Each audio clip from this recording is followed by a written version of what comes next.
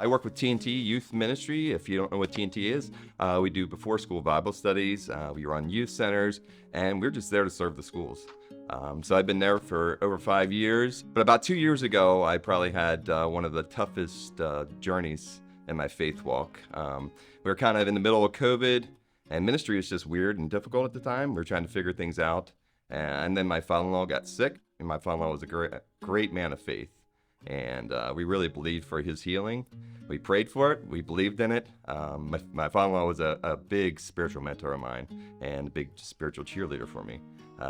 But after about a month of praying, unfortunately, on January 11th, 2021, he passed away. Being in ministry, it's tough to do things when you're mourning and you're dealing with, kind of not a lack of faith, but your faith is tested almost. As that year went on, the director of TNT, Mike Wenger, at the time was going to be stepping out, and I was going to be stepping into some of his role, which is the high school. And if you know Mike Wenger at all, he has big shoes.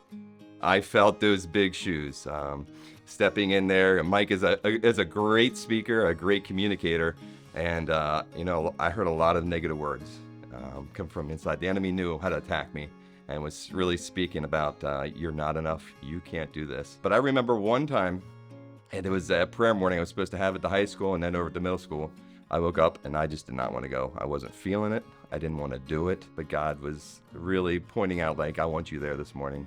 So anyway, I went to the prayer meeting at the high school, and it led with a conversation with a teacher, and then it led to a teacher in tears talking about a situation she's going through at home.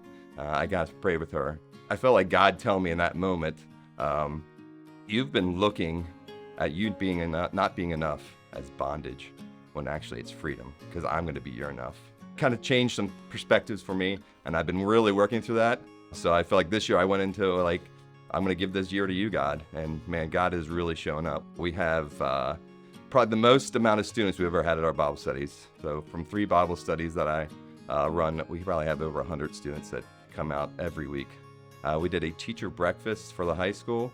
And one of the things the students wanted to do was do like a prayer tent or a prayer station. We did the breakfast, and almost the entire time there was a teacher at the prayer station, and we had these 6 students just praying over them the entire time. And another story is we recently had a 9th grade girl who stepped out of her comfort zone and prayed for a teacher who was dealing with back pain, and Jesus showed up that morning and healed that teacher.